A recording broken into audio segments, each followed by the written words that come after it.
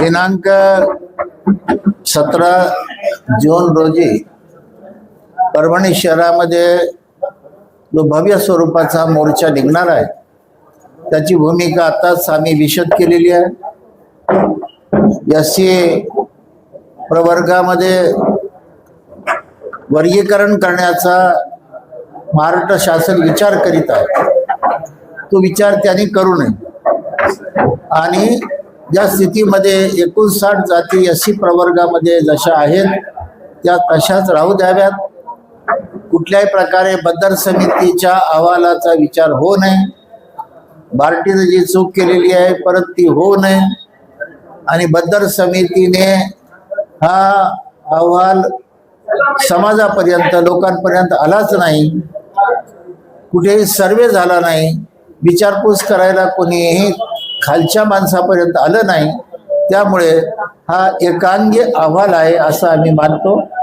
तेव्हा त्यासाठी म्हणून 17 जून रोजी 2026ला शनिवार बाजारमधून आता जाहीर केल्याप्रमाणे परभणी जिल्ह्यामधला मोर्चा आहे, शहरापुरता नाही तर जिल्ह्यातले सर्व तालुके ग्रामीण भागातील लोक या विचाराला मानणारे सर्व यात सहभागी होणार आहेत आणि अत्यंत शांततेनं सनदशीर मार्गाने कायदेशीर सर्व प्रशासनाच्या परवानग्या घेऊन रीतसर हा मोर्चा आपल्या शहरामध्ये निघणार आहेत।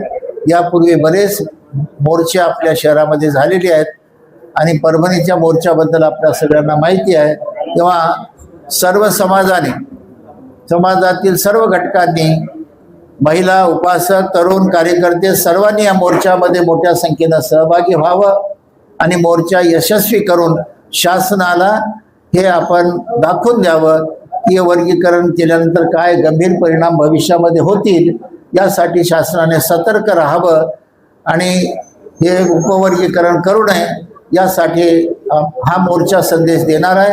आपण सर्वांनी या मोर्चाला योग्य आणि चांगल्या प्रकारे प्रसिद्धी द्यावी आणि सर्व समाजाने या मोर्चात सहभागी व्हावं। धन्यवाद। आनंदराज आंबेडकर हे या मोर्चामध्ये नेतृत्व करणार आहेत, त्यांच्या मार्गदर्शनाखाली हा मोर्चा निघणार आहे, हे अगोदरच जाहीर झालेलं आहे। तेव्हा परत सांगतो, आनंदराज आंबेडकर या मोर्चाचे प्रमुख असतील। आमच्या या मोर्चामध्ये मुस्लिम समाजाचा सुद्धा सहभाग राहणार आहे। मौलाना रफीउद्दीन साहेब यांच्याशी आमची चर्चा झालेली आहे आणि ते आमचे सर्व मुस्लिम बांधव या मोर्चामध्ये आमच्या सोबत आमच्या खांद्याला खांदा लावून या मोर्चामध्ये सहभागी होणार आहे।